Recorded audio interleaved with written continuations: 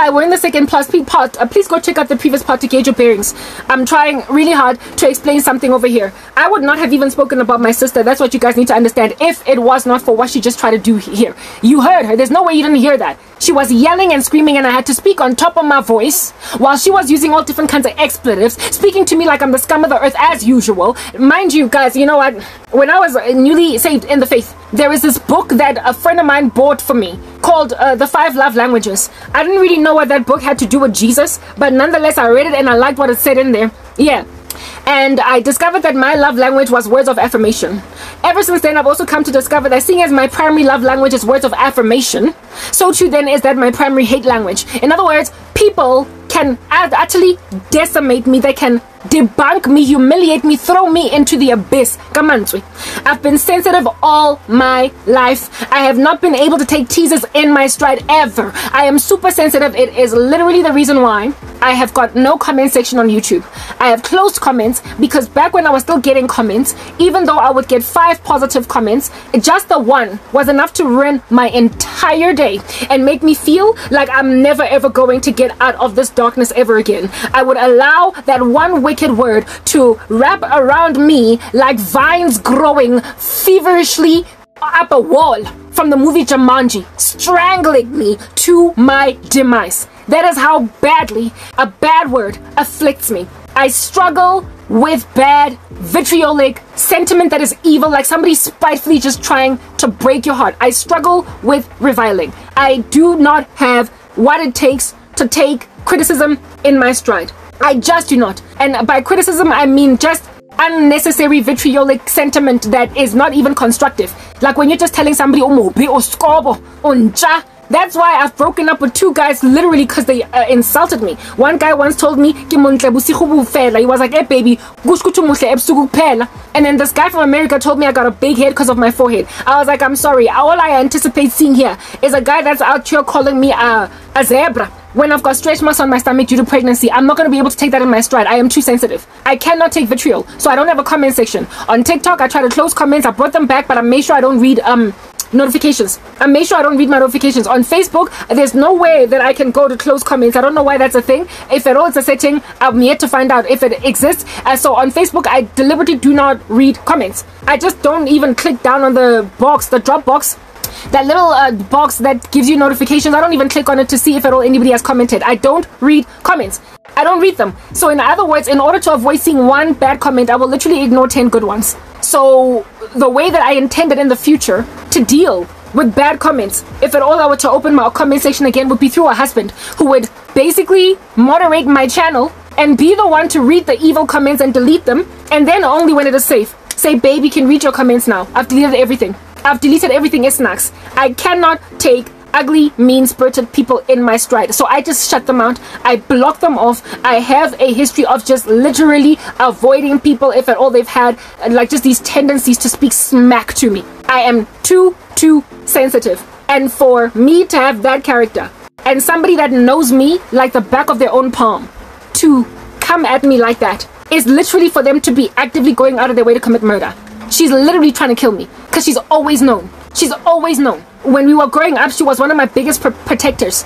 She has always known that I struggle with criticism, like just mean-spiritedness. But so that I'm mean with their words, it is enough to make me feel like just shrivel up in a corner and die. That's why I also left sales. I could not cold call because I hated the way that people kept on talking to me. I could not stand it. There are certain environments that I'm safer in and others that I'm not safe in. And an environment that is full of vitriol, being spoken to smack, can't deal, can't take it, cannot deal. So that's why that guy in America did not last long in my life. Similarly to the guy in South Africa that out here told me, of course that ended. Of course that ended. The only relationships that ever lasted were the ones where I was constantly gaining validation. Where my man would never ever tell me even if I've gained a single kilogram. Like proper. I would never be able to take in my stride someone that disrespectful to my heart. I never would. So I see why words of affirmation are my primary love language, because words of, I guess, invalidation, words of affliction, words of vitriol, words, horrible words are the worst thing that can ever come down my throat. Terrible words can make me feel unloved. They can make me feel worthless, like something that's just as good as dead. And this woman knows that. She knows that. So for me to be constantly spoken to like I'm rubbish, I can't. I don't read bad emails. Whether or not it's a big, fat, chunky, lengthy one, I don't. And when people are yelling at me, speaking to me like I'm smack, I walk out. I take a jog around the neighborhood and I come back. And if they're still going at it again, I will literally endure myself through more bodily stress by jogging again. I do not listen to people talking smack. I walk out. I don't argue back. I don't fight back because I don't have the emotional capacity to take whatever they're saying to me in my stride. If I retaliate, if I respond, they will then say something else that's nasty and it's just going to add more pain to me. I am too sensitive. I do not argue. I don't argue with people. I walk out. As soon as somebody just keeps going and going at me and I don't respond, guys, I do not retaliate. It's just something, you know what, I think it's a gift actually to just walk away when people are arguing. I guess maybe that's one of the biggest reasons why I've never been in a physical fight. When a person starts speaking smack to me, I don't respond. And the reason I don't respond is because I cannot take what they say to me. I don't want to be in the climate of all that hate. I just walk away. And when I come back and they're still at it again, I walk away again. I will walk away for an eon until they have stopped speaking crap. Then only I'll be in that environment. So if I can't walk away from that ecosystem, my mom knows. With me, I just get out. I walk out. Like there are days when my mom has literally trapped me in an environment to force me to listen to her. And the whole time I would just be like pacing up and down, frantically, anxiously shaking on the spot, trying to get out from here. Because I don't want to listen to you talk nonsense to me. I don't want to hear it. Because you're killing my spirit. You're crushing me. And I'm already going through a lot. She like to just continue to speak while she's speaking to me. She's done that before, once or twice. My older sister, I know shame. I got by. This woman would kill me and maybe regret it after I've died, but in the run-up to, she will have literally been pushing me over a cliff. And then she follows me around. She follows me. Do you understand? Follows me to wherever I go, including Mama Mukukung, including trying to break open my door, including trying to break open my window. And when she is in this frenzy that she is in right now, she also harasses my unfortunate cat. My cat is freaking scared of her. That's why she tried to get out of this environment now. In the rain, you know how cats hate rain? They hate water. And my cat wanted to go outside rather than being here because she was freaked out by my sister. When I know my cat is very friendly. She is not one of those scary cats that's scared of everybody. She will go up to a neighbor and play with the neighbor. The way that I try to think. She's an easygoing cat that loves everybody. Everybody in the neighborhood is out here petting my cat.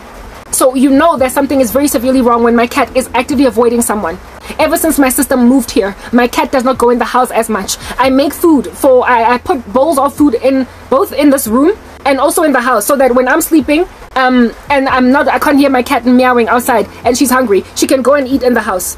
I have noticed over the past 2 weeks that the bowl of food that I've put in the house for my cat is just full. It's full. It's not getting eaten. I thought that maybe my cat was passing a shade because it's old or whatever. So I replenished the food and it's still full to the brim. Why? Because my sister sits in the lounge near where it is that I put my cat's food. And my cat, when she sees her, she avoids her. My cat avoids my sister. The other day I opened the door. My cat was scratching at the door trying to go outside. And I opened the door. And my cat stood there. Like, you know how cats, when they're scared of something, they do that? My cat, as soon as she tried to go outside. And then she froze there. And I was like, why are you stopping? What are you looking at? Is it a rat? Is it a dog? What are you seeing? And when I opened the door a little bit more in the distance, my sister was standing outside. I was like, why is my cat scared of my sister? Why is my cat scared of my sister? The other day, I basically busted her, slapping or hitting very violently, drastically, afflicting my cat to get off. There is some night bed in my mom's bedroom that's got blankets on it that my cat every so often sleeps on. It's very cushy. My mom lets it stay there. She doesn't care. She doesn't give my cat grief or anything of that nature. My cat was chilling there as normal during the season when my mom went on a holiday with my younger sister. And so for a whole week, my mom was not around. And my cat sat there where it is during the day. That's where she likes to hang out because this environment is too hot for my cat to be in during the day. She will relax on that night bed on those cushy blankies and just chill like the whole day, more or less. Just chill in that environment. And like I said, my mom usually allows her to do that. And the one day my cat was chilling there, I noticed that my cat was chilling there that one day. And then all of a sudden, I can tell when my cat has just woken up. Her eyes are like slightly, you know, like the way that a human being is when she's just woken up, when they've just woken up. You can tell when someone has just woken up. I could tell my cat was just woken up, but she was scared. She was sleeping deeply on that night bed. And my sister was busy up and down and zooming like the flash in the house. Also very agitatedly so. Anzali busy abuelina like rubbish as well. She had given me a whole bunch of grief as well. But I avoid her. I just come this side and I do my own thing. And then I go in the house to the bathroom. And I see my cat basically just kind of like chilling in the passage, looking very tired. And her you know, when a cat's tail is bushy, she's scared. My cat's tail was bushy. Yes, you guys, my cat's tail was bushy and she wasn't sure what to do, and the only reason she relaxed was because I was in the environment and her eyes were still closed up in a way that so as to suggest that I've just woken up. And I was like, did you just kick my cat off the night bed? I don't know what you did, but you've scared her. I only speculated that that's what she did because I did not have any proof until the day when I opened here, tried to let the cat out, and the cat stayed there after seeing what was outside. And when I looked, it was my sister. I'm like, my younger sister and I don't get along. We don't even talk because things are bad in this house, okay? Everybody has been turned against me. But my cat was able, even though my younger sister had an issue with me, she was able to hop in and out of my younger sister's bedroom. Sometimes even chill on the carpet, sit on the bed. And then my younger sister, if the cat wanted to go out, she would open the window and it would get out, etc. In other words, the cat was well treated. My cat was able to walk around in the presence of my younger sister. Whenever my younger sister was walking up and down, the cat was not acting obviously nervous in her grill. It just did whatever that it did in the presence of everybody in the house. My cat likes me the most, of course, and then my mom followed. Well, my younger sister, it was neutral with her. It's like she was just living in a house where there was a cat, and there was nothing at all that she was doing negatively against the cat. It's that basic. Yeah. And whenever my younger sister was in the room, my cat would be able to go underneath the television stand, counter, whatever, and eat her food, because that's where I put it, in the lounge. Not ever since my sister came. It was from as at about 3 weeks ago, 2 to 3 weeks ago. I noticed that my cat's food is not even getting depleted because my cat literally avoids my older sister. She avoids her. My animal avoids her. My cat is so human friendly that if she is avoiding you, something severely wrong is up there. There's something wrong. There's something that my sister's doing to my cat. There is a way that she is treating my cat that has made my cat uncharacteristic. Basically, the way in which my cat is walking is uncharacteristic to the way that she is around other people. My cat is friendly to strangers. Like whenever my mom's friends come here, my sister's friends, my little sister's friends, whenever my uncles and whatnot come here, my cat is always all up and walking around on their legs, rubbing its body against their legs. My cat does not have any qualms with complete strangers. So if it's acting funny in your presence, there is something wrong. What are you doing to my cat? What are you doing to my cat? What under heaven are you doing to my cat? My cat used to be prepared every so often, certain nights in the week. She would sleep in the house. Now my cat is always this side. And my cat insists on bothering me and scratching at the window whenever she's hungry, even when I'm sleeping, despite the house being open, available for her to eat the food that I put out for her there. She comes here instead when she's hungry, all the time, in a way that she never used to. She had options. She would eat wherever the food was at. That was my cat. Now she avoids the food in the house. When you have caused so much pain in an environment after being around for just a month, 2 months, why in the world under heaven are you feeling like this thing that you're doing is sustainable? How under heaven is that okay? Ever since you came here, Karabo walks around the house with gadgets attached to her body, phones in her ear, singing at the top of her voice despite not being in the mood. My mom is cornered in her own house, and my little sister moved out while my cat avoids her. Literally, you have made everybody's life a living nightmare since you came here. My thing is, why is nobody waking up to observe that they have a problem when that's the case? Is it not inherently human to desire to do better? I don't think there is a single human being on earth that has got an addiction that does not secretly deep down inside want to conquer it. Nobody wants to be drunk 24 hours a day. And if you can't control it, at least admit that it's a problem and you want to get out. Nobody wants to be high 24 hours a day. And if you can't conquer your drug addiction, at least admit that you wish you could. Nobody wants to make everybody live on the corner of a roof. It's written in God's word, like a constant dripping on a rainy day, so too is it to share a house with a contentious woman. It is better to live on the corner of a roof than to share a house with a contentious woman. It is better to live in a desert than to share a house with a contentious woman. Like a constant dripping on a rainy day, so it is to share a house with a contentious woman. So when you're that person that makes everybody live on the corner of a roof in a desert, and like a dripping tap you won't stop going, and when you cause some of the bravest and most orky people to cower in your presence, why under heaven are you proud of that? Is there no desire in you to be better? I don't think there's a single drug addict in this world that does not want to get better, even though they have a hard time getting better. So why not get to the minimum place of admitting that you have a freaking problem, man? At least get there. Because if you don't get to the point of admitting that you have a problem, you cause the environment around you to avoid you because you thoroughly think the circus you live in 24 hours a day is sustainable. You make people imagine that they cannot get through to you. You make people imagine that there's nothing that can be done for you because you don't want any change. You cannot be such a genius. You can't be so freaking academic. You can't be so smart. You cannot have a master's degree from Harvard University and be okay with making your whole family live on the corner of a roof. My mother is contentious, and I've been ducking bullets from her for years. But I have never been in a cat and mouse game like I am right now. It's like Tom and Jerry proper. I can't run fast enough. I've never dealt with anything like this before, ever. I have never dealt with anything like this in my life. It is the first time ever. And this woman never used to be like that, because I told you guys that she knew me like her own palm. Similarly too, I knew her like my own palm. So this here is a complete transformation. It's a complete takeover. It's a body invasion. This woman in the house, I don't know who the heck she is. Might as well sing Happy Naya Tamia. There's a stranger in the house. Took a while to figure out. There's no way you could be who you say you are. You gotta be someone else, because you wouldn't treat me like that. And you wouldn't hurt me like you do. You would adore me. You wouldn't ignore me, because I confess there's a stranger in the house. When I say stranger, there is some barbarian in the house, and it's not my sister. She is buried somewhere in a body full of demons, and she cannot come up for air. And it looks as if guys, spite your own nose. Like, how you gonna cut off your own nose to spite your face?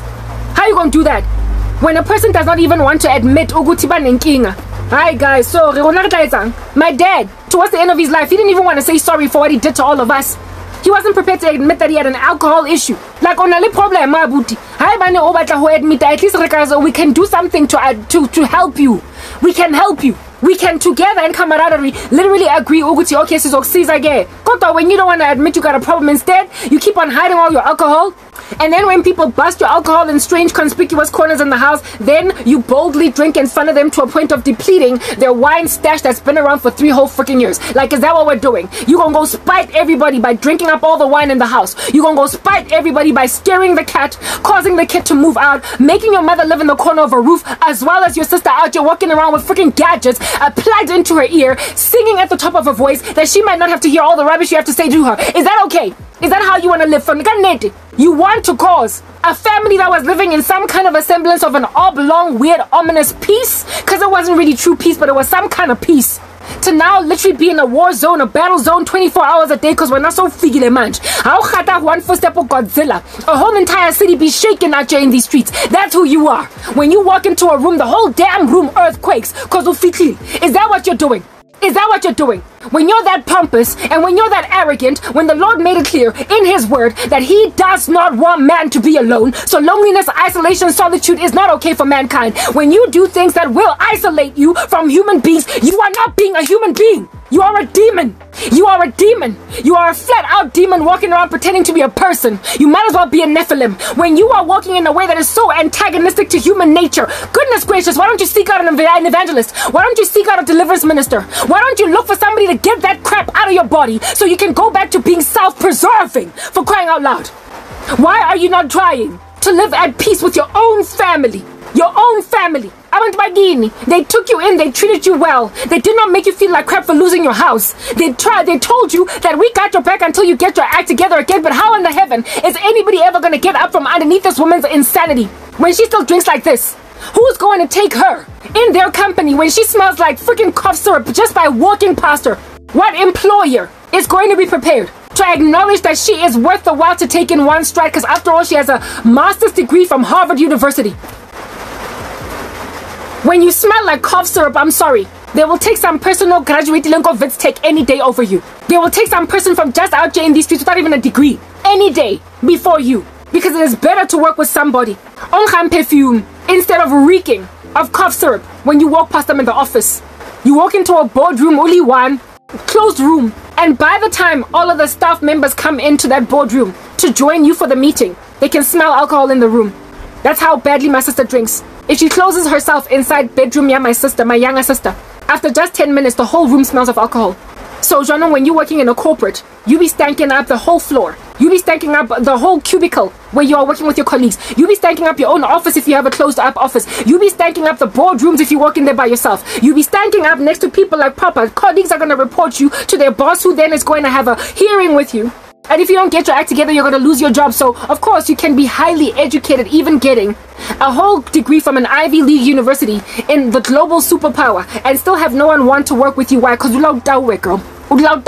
You have lost your house. You sold a house that was easily payable, the bond off, with the kind of money that you would be making given how well qualified you are. And yet, never mind qualified, but also experienced. And yet, you are unable to so much as purchase a new cell phone for yourself. Because you keep on buying bottles of wine. That's all that you're doing. And you are priding yourself and spiting your mother by finishing off her wine cellar. All of the wine that she bought 2-3 years ago. Somebody that drank one of those bottles of wines is dead now. That's what's good. You priding yourself in finishing off her wine cellar. You priding yourself in making your mother live on the corner of a roof so much that she can't even buy chicken. Because you keep on stubbornly cooking every single day. When we have a whole schedule, this is not your house. You have moved into somebody else's house, so you better display that you honor them by honoring their rules. So if a person cooks once a week, you better eat that food during the week. You better eat those leftovers. You can't have freshly cooked meat every single day. It's how we've been working. As a result, we have managed to keep a gas stove that lingers for 2 months before a replacement gas cylinder is needed. But now we gotta replace a cylinder every 3 to 4 weeks because somebody Aja prefers to be cooking vegan meals every single freaking day on a gas stove that the gas of which is being bought by somebody else. When you keep on getting told, stop wiping the counter ya kitchen, and the carrots and turmeric on it. Could rather use paper towels, and you still fill the kitchen sink with turmeric stained vaslapas fatukus. I understand therefore why my mother took all the vaslap and the fatukus of the house and hid them somewhere and only left 2 there. Like, I get it. Things that used to annoy me that my mom did because she was being spiteful, now she's not doing them because she's being spiteful. Now she's not doing them because she's being spiteful. Now she is doing them because it's just impractical to continue carrying on like this. Because she wants to make freshly made vegan meals every day. Every single day. You want to cook a fresh girl. If you can buy a new gas cylinder every week, by all means, make your meals. And on top of that, if you can hire a daily domestic worker to wipe down the kitchen counters that you leave messy, by all means, do what you want to do. But given that you're unable to contribute as you used to be able to, given that you've lost much of your strength financially because of your situation, you better respect the rules of this house. There is a budget that we're running on. That's what's good. Top of that, there is a peace we've established. There is a way that we work. And you better teach yourself it. In the beginning, I tried, guys. I tried. My mom was out there yelling at her one Saturday, and I can't stand the sound of my mom's yelling because I've been hearing it for years. All up in my particular grill. So I went and I gave her advice, nitbits, tips on how to basically subdue my mom, pacify her. I said so every second day, do this, do that, do that. And she was happy to embrace that counsel, but she could not walk in it. She could not walk in it, and so because Yana, she failed to walk in those footsteps, she decided that she's going to khata her own foot. She's going to basically tell my mom that I've paid certain portions of the bond and stuff belongs to me, blah blah, and now everybody's living on the corner of a roof and somebody that moved out because of her. Someone moved out altogether because of her. Yesterday I told you guys that she attacked me to a point where I literally considered, out of nothing but sheer desperation and exhaustion, calling some little animalistic beastly psychopath in America just to get out from this environment because she is that tiresome to me. Like, I cannot stand that guy from America, and there's nothing that would ever make me consider him. But yesterday I thoroughly considered it because of this woman, because of her. Lomuntulona has driven me to attempted suicide. and has driven me to the prospect of considering going back to my biggest murderer on the planet, some psychopath in America. 2 things that I would never have considered just 2 months ago before she ended up moving here. She has no regard for anybody's rules. Last week when my mom and my sister were gone, I would walk into the house and it would be smelling like cigarette. Like, yo, chick, come on. Like, come on. Even smokers don't smoke in their own houses. Even smokers go out in the garden. It's not that far. Goodness gracious, my next door neighbor smokes. The guy who lives opposite here. And the only reason I know is because I can smell it every time he's out here lighting up a cigarette. Why? Because he gets out of his house to smoke. He sits in his garden to smoke. He doesn't just light up a cigarette in his own house. How you gonna go smoke in your own mother's house? How you gonna go do that? Like, Papa, how you gonna go do that? It's not like you're disabled, so much so that unless somebody moves your body out of bed and literally rolls you outside and puts you on the garden lawn, that you can't move. You just need to take 1, 2, 3, 4, 5 footsteps and you're outside of the kitchen or out in the garden. Smoke there. Ain't nobody judging you for smoking. You're a whole grown woman. If you want to go and mess with your lungs, mess with your lungs. Nobody's going to come at you. Not me, not your mother. But goodness, do not smoke in the house. Twice during the season when my mom was on holiday, I walked into a house that reeked of cigarette because she had no regard for me. She would never do that with my mom, but she did it because of me. I'm like, wait again, girl. You are finished. Your dad didn't even smoke, at least not at the end of his life. But I don't care that you smoke. If anything, I would prefer that you only smoked and did not drink, because then you might still have a career. All your colleagues would have to deal with is your cigarette ashy smell, but they would not be dealing with cough syrup. But now, they're dealing with cough syrup and cigarettes.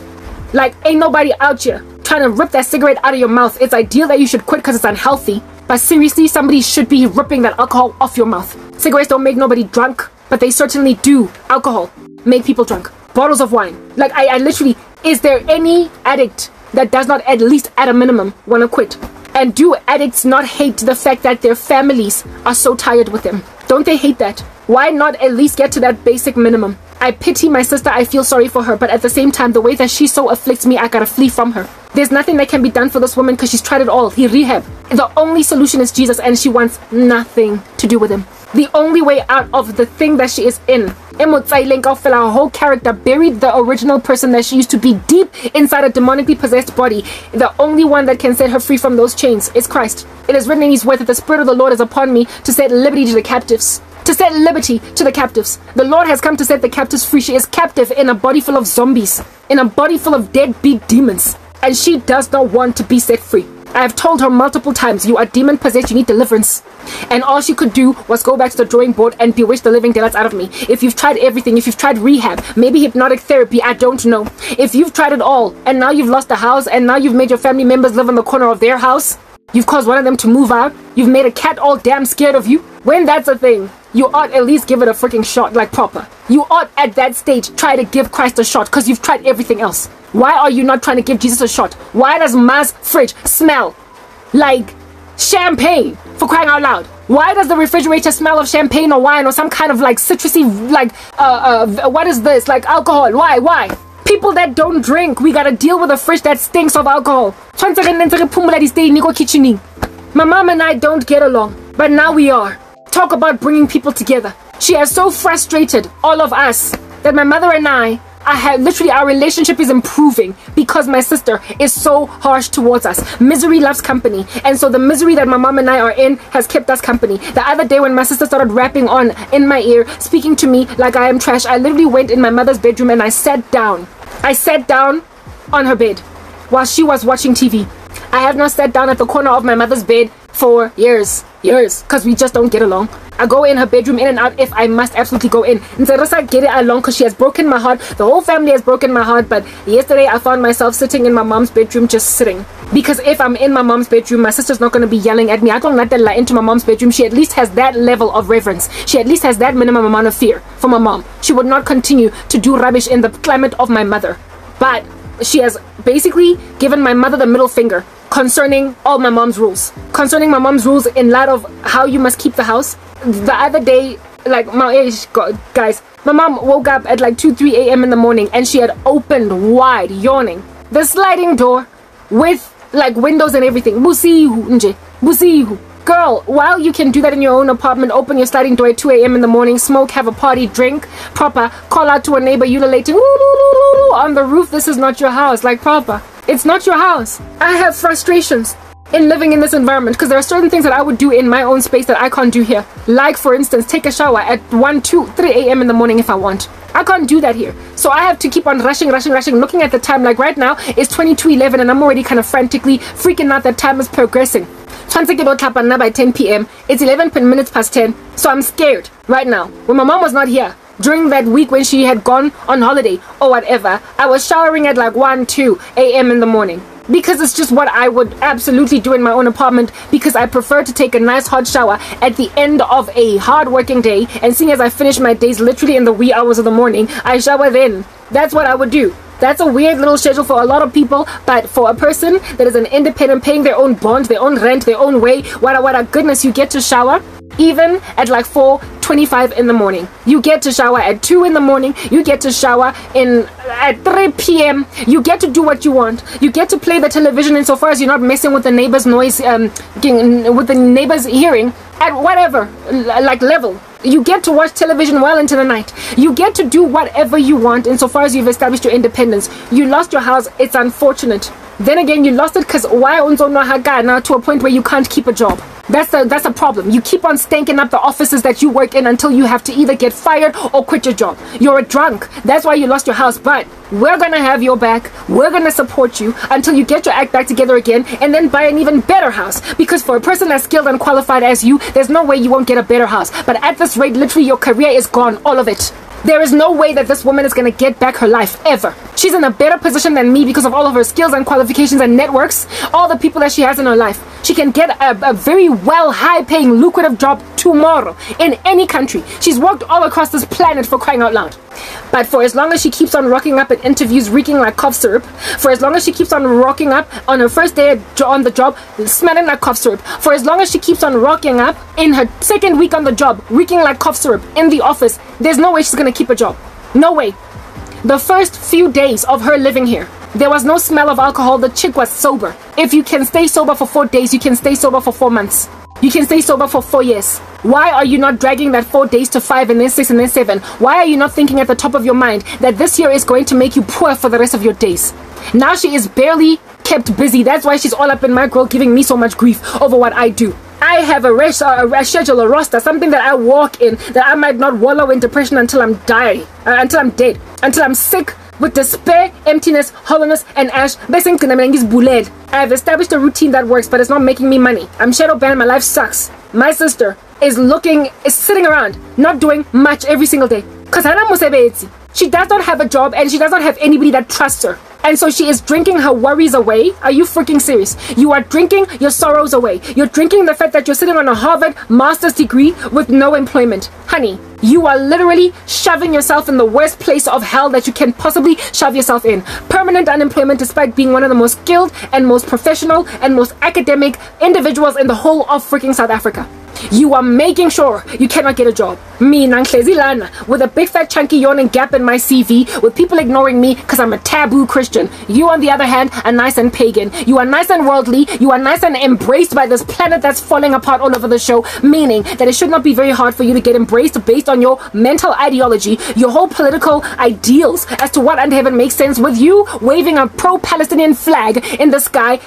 Trust me, South Africa corporate will take you any day now. But like, ain't nobody out here, whether or not your ideology is ideal, whether or not you're pro-LGBTQIA+++, pro like freaking like late term, like final stage last trimester abortion, whether you are pro Hamas, whether you are pro, it doesn't matter, sister girl. You can be all of those nasty dingy things that the earth loves. You can be pro do what thou wilt, for that is the whole of the law, but you have got to be sober in so being that thing. Ain't nobody out there trying to take a pro-LGBTQIA++++ advocate that is a drug addict. Because that is not going to work in any corporate. Ain't nobody out there trying to take somebody into diversity, equity, and inclusion that is a drunk from here to Timbuktu. Nobody cares that you like Hamas and that you don't want the United States to uproot UNRWA because you are pro-Palestinian refugee, like lifetime refugee, generational refugee, seeing as you're that person that is out here walking in deadbeat politics. It don't matter.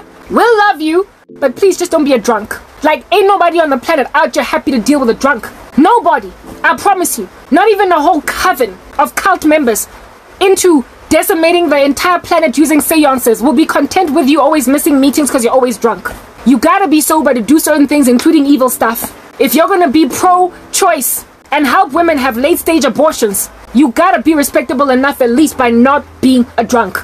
So with the thing that you are at present, sister girl, there is nowhere on earth that you're gonna go except basically to the end of yourself, finally in a casket, and when you die, people will breathe a sigh of relief because you were a burden. Just like my dad. When he passed away, everybody was like, "Aye, it was time."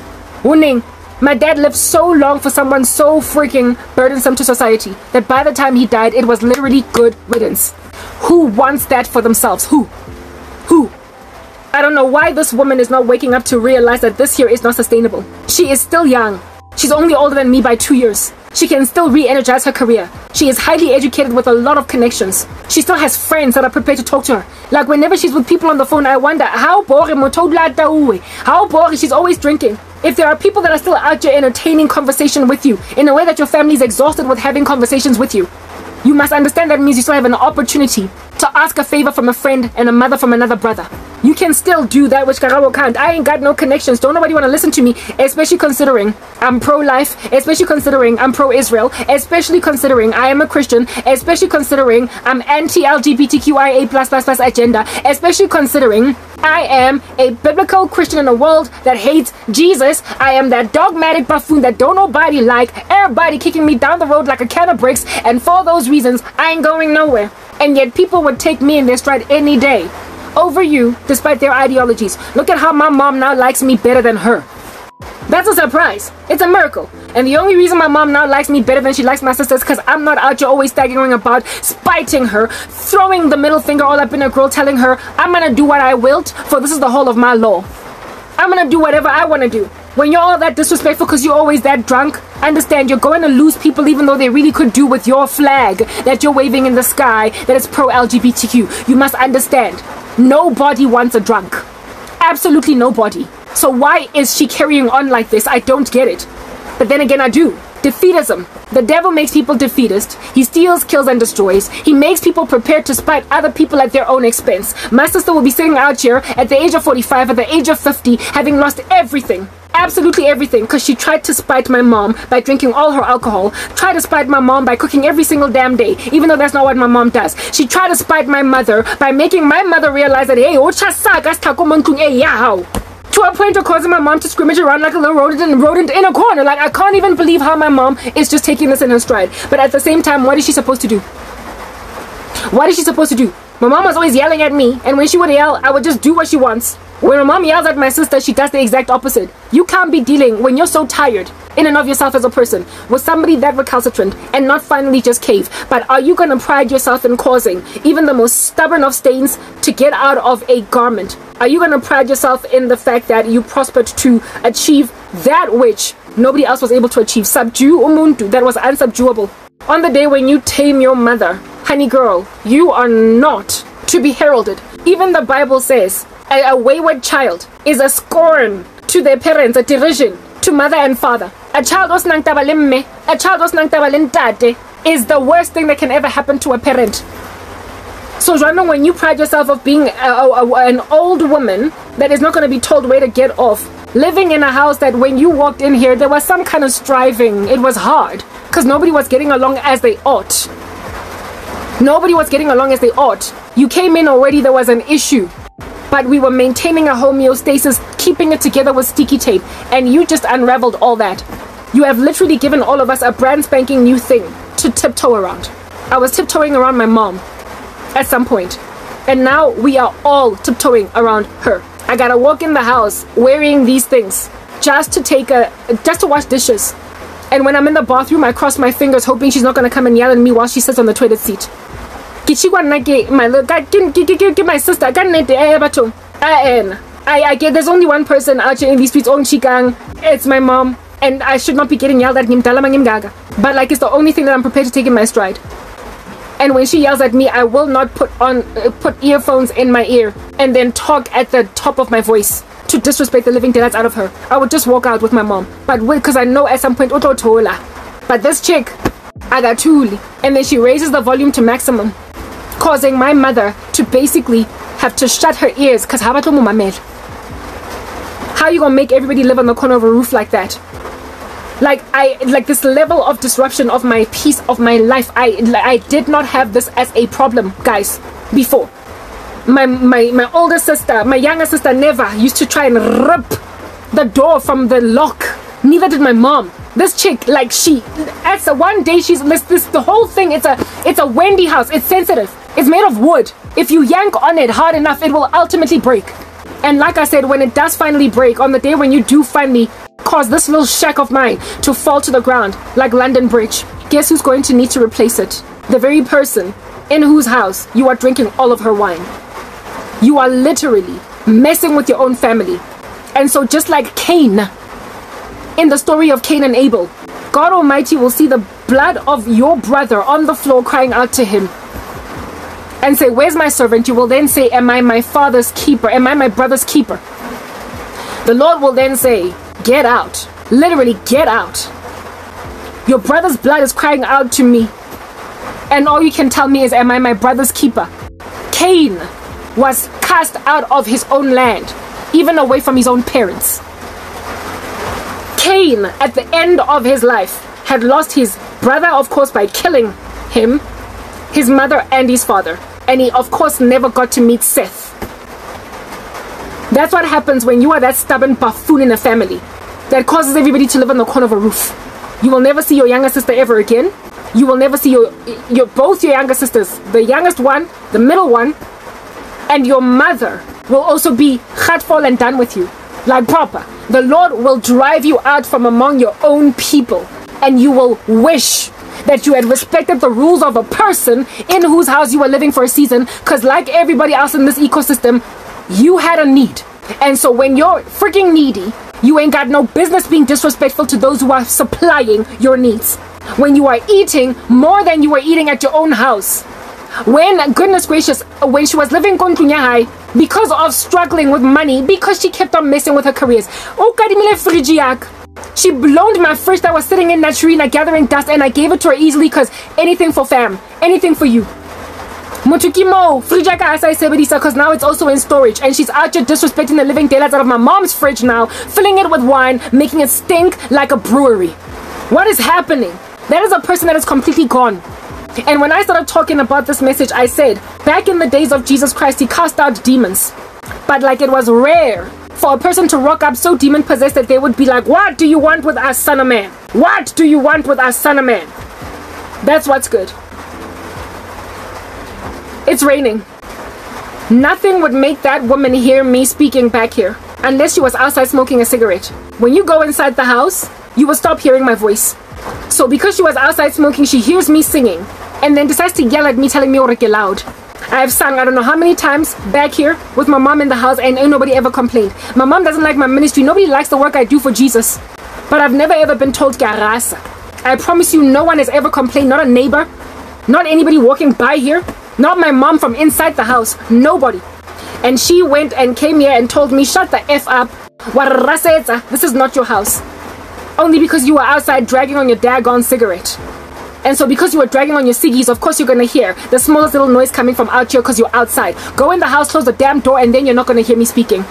My little sister's bedroom is right here, and she's never ever knocked on my window or my door and said, Karabo, you're loud. Can you please keep it down? Nobody has ever complained about me being loud. My little sister, every so often, you would hear her in her bedroom. Ain't nobody out to tell her shut up. Nobody here tells anybody here to shut up. Nobody. But she rocks up, got footstep ya Godzilla A1, shaking up a city and everything, priding yourself and all that rubbish. And you tell a person, oh, Uti, shut up, don't do anything. It's because you're doing nothing all day. You're gathering dust, you're twiddling your fingers, you're watching Netflix the whole damn day. Because despite being a whole Harvard graduate, you're always drinking.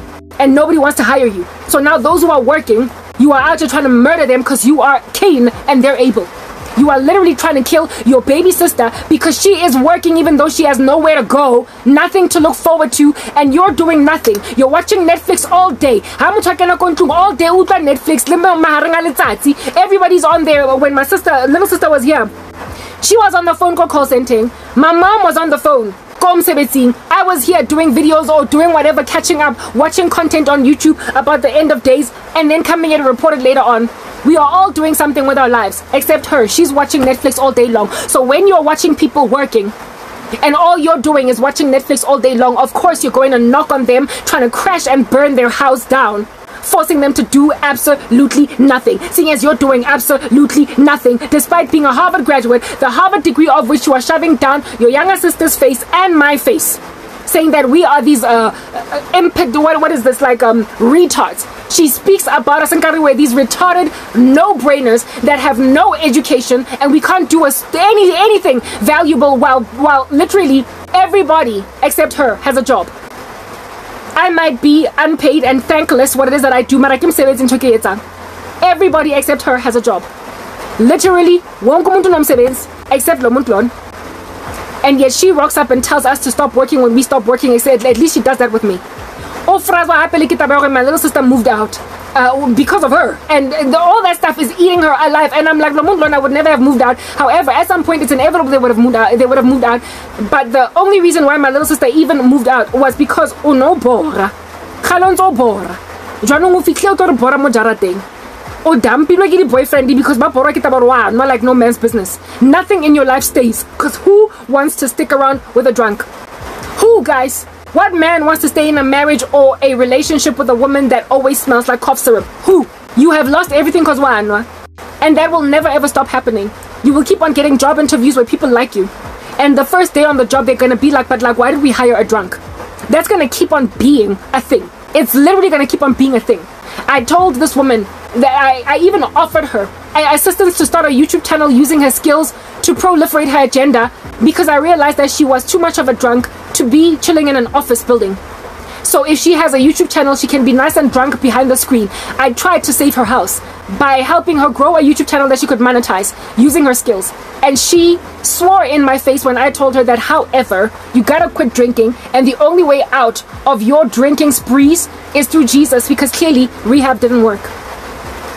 Weekends at Amy Winehouse with Motukio, they try to make me go to rehab, and I said no. Everybody's suggestion, everybody's advice as to how in the world, under heaven, Namuntu can get out of this. I got 30 my prisoners. She's told herself that she's going to do exactly what she wants to do on her watch, at her time, in her own little strange ecosystem that has no regard for anybody at all, and she's going to do this all the way up until the cows come home. Very well, sister girl, do that. Do exactly that. Do what you want until the unfortunate cows return home. However, understand that once these cows have returned home, there will be no room for you to live in that house, seeing as the cows are now chilling on your couch. Aguna, anybody that has not tried with this woman, that has not eventually given up. Literally everybody has tried and given up. Her boyfriends have given up. Her mother has given up. Her sisters are giving up. And she is walking in the footsteps of my dad, and all of that is exactly what happens when you choose the darkness, when you don't love Jesus, when you insist on your own way, when you capitulate to random, seedy, nefarious agendas in order to try and proliferate your own agenda, with nobody prepared anymore to listen to you. You are going to find yourself severely wanting. Do you understand? You are going to get yourself to a point in history where nobody now wants to talk to you, even though really when they look at you, they're like, oh snap, but like, what a waste. That's what happens when you turn to demons and darkness. And we are living in an era where more people than absolutely leaves to be desired are into random devil worship. We are living in an era and a time where almost every third, fourth, fifth person in public society runs up to you when you are a Christian and says, "What do you want with us, son of man?" In the days of Christ, it was rare for that level of manifestation to happen. 1 or 2 or 3 people are to be having demons cast out of them. But in 2024, can you really think that Christians have energy and power in them to keep casting out demons out of every Lay, Jane and Joan in the street? Do you think I've got the energy, my sister, my younger sister, my mom?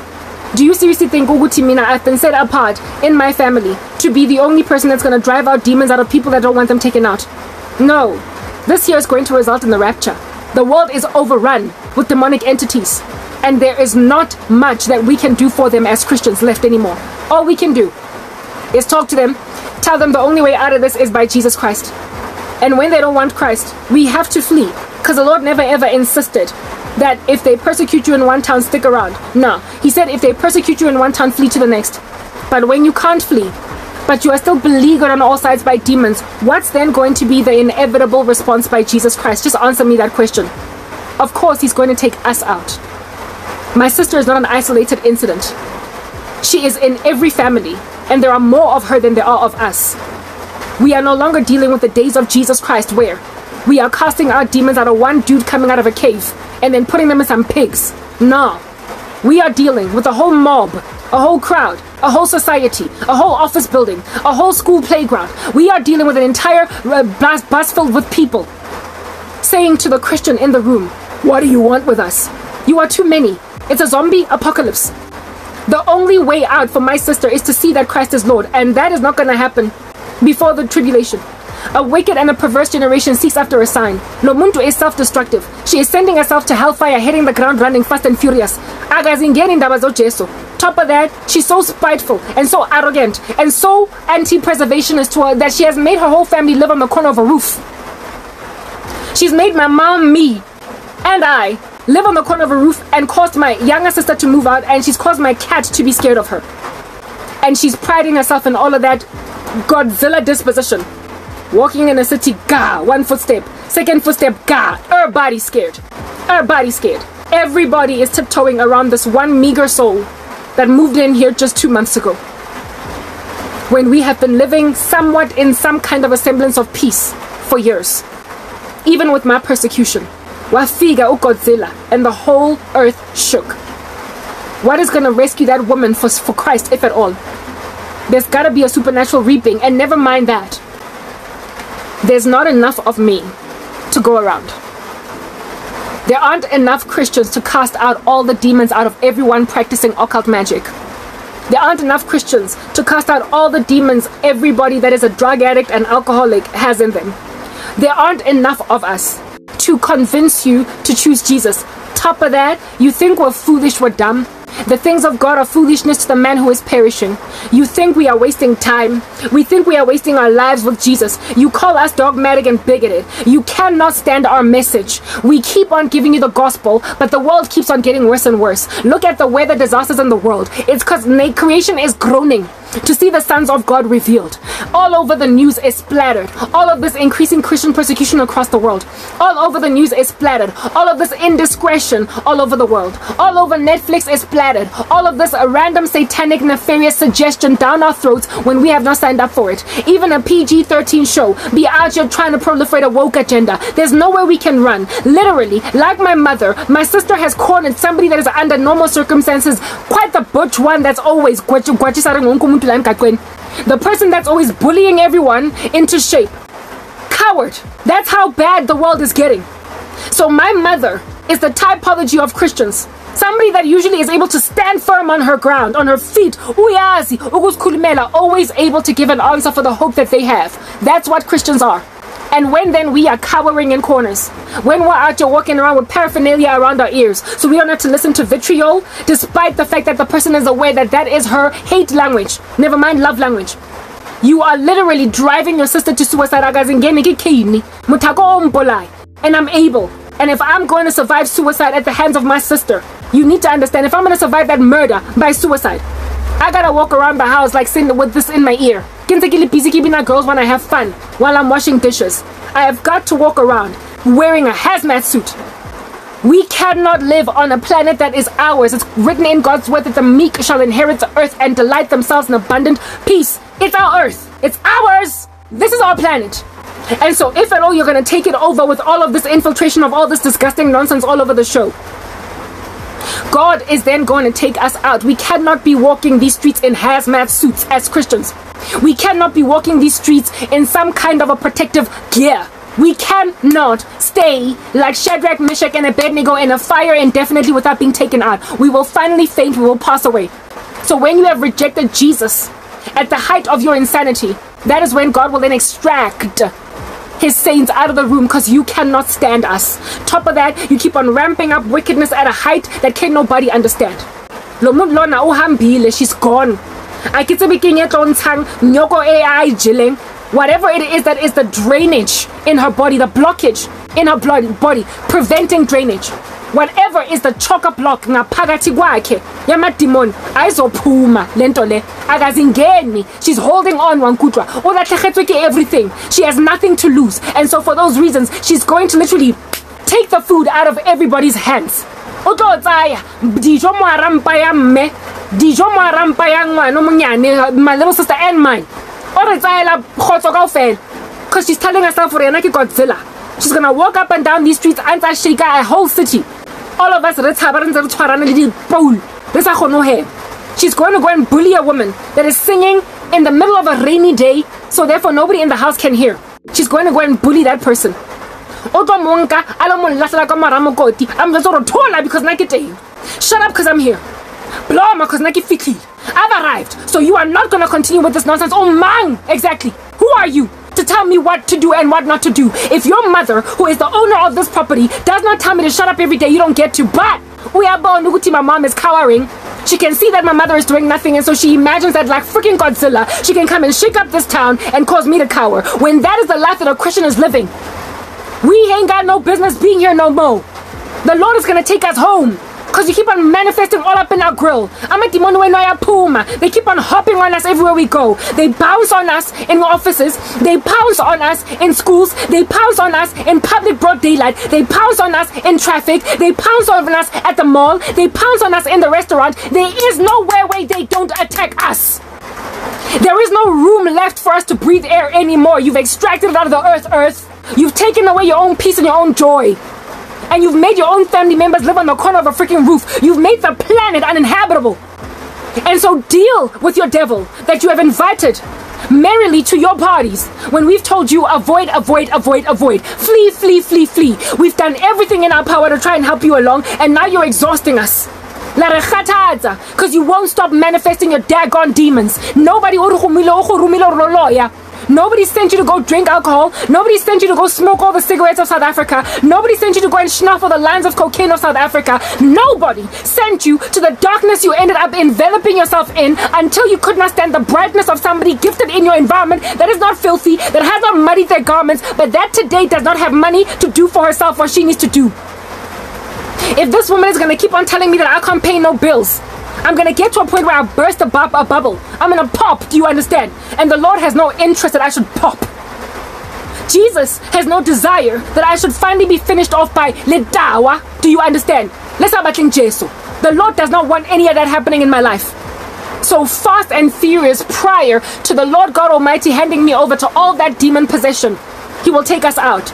I had a dream where I was helping people escape an alien invasion. I was helping people get up out from under an alien invasion. That's what I dreamt. What I'm trying to explain to you guys is that something is about to happen that's going to warrant the need to protect people from an alleged alien invasion. I was like a marksman, like an outsurance points man, showing people where to go to avoid being bombarded by aliens that also were into killing some people. Of course, that was the tribulation, with people being given little manuals on how to survive an alien invasion and how to act in the presence of aliens. In that dream, I literally was like a museum instructor, showing people how to act in the presence of an alien to save your life. In other words, so that the alien doesn't kill you, this is how you must act. Because there were that many sightings all over society. It was a daily occurrence for people to see aliens. And there were literally instructors, trainers, people that were whose jobs was to teach people how to survive an alien sighting. What to do to minimize the likelihood that you will end up getting killed by an alien. And I was an instructor of that nature. It was my job to help people survive an alien attack. That life is only feasible and possible in a time called the tribulation. It's written in Luke 21 that people are going to be scared of the things which are coming on the earth. Men's hearts are going to fail them for fear of the things which are coming on the earth. When you're always citing aliens until there are people whose jobs it is to help you survive an alien encounter, you know it's the tribulation. In that dream, I was somebody that had that job. It wasn't me. It was someone else. It was the life of human beings after the rapture. Literally. The life of people after the rapture. We're going home. My sister Elinyona. Spinning on the spot. Family go fed. And then bobo, the trumpet blast. Then we're gonna go home. I told you guys that in the run-up to the rapture, the Lord showed me that there would be a severe attempt at my life with suicide. My sister is just a vessel of that nature. God keeps on calling her Cain because she's trying to kill her brother Abel. She's trying to kill his brother Abel. She is trying to kill her sister Karabo. She's Cain. This morning when she walked into the kitchen, God was like, Cain, Cain, Cain, Cain, Cain. In my ear, I heard a word of knowledge. He was warning me that if you are not careful, if you don't walk in a way so as to shield your body from suicide,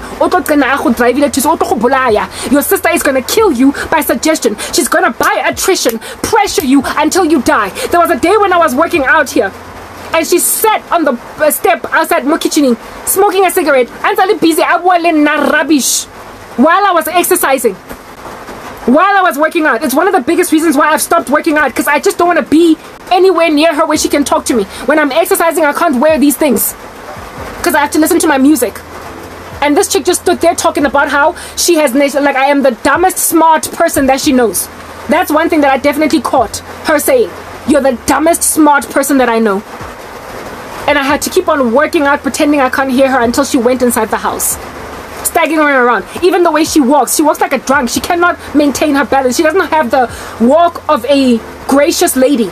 Like, you know, the elegance of a woman walking. She doesn't have that. I say cheika. She staggers like a drunk. She's lost everything. So of course, Cain, she's trying to kill Abel. By suggestion, she would drive me to suicide. The devil saw that there's a day when she nearly succeeded, and so he's still all up in my grill. This here is my life boy. My life God. Floating in the center of an ocean until such time that God comes and yields me out himself. That's the world that we're living in now. You look at hurricanes, you look at tornadoes, you look at what is this, lava, molten lava popping out all over the show, volcanoes.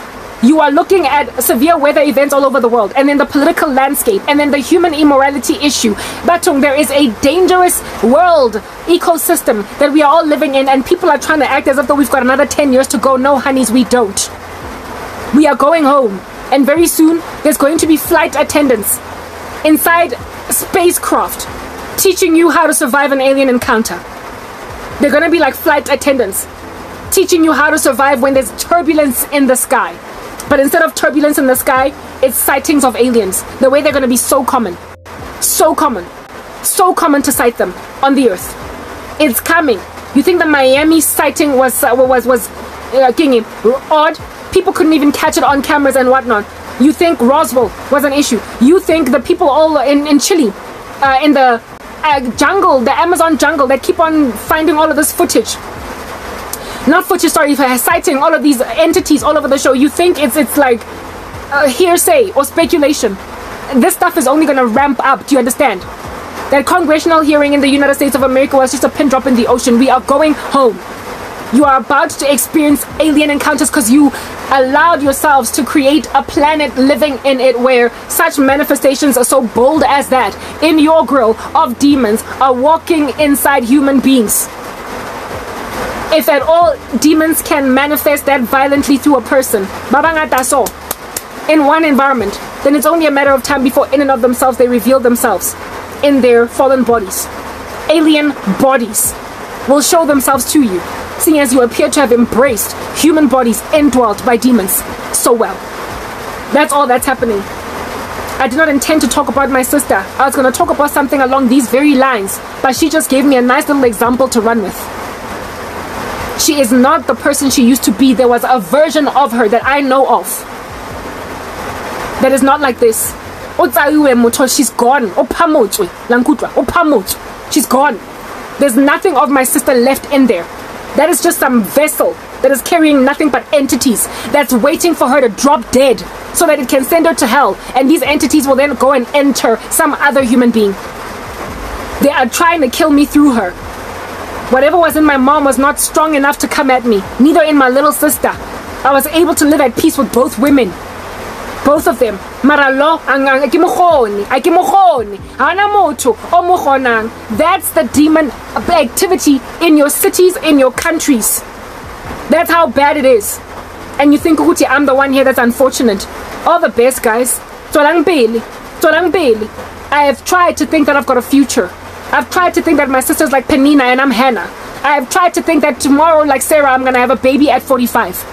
I have literally tried to imagine that this somehow is going to get fixed. But with everything else going on around the world alongside this level of dangerous insanity on the part of a crazy woman trying to break down my door just to tell me to shut the heck up.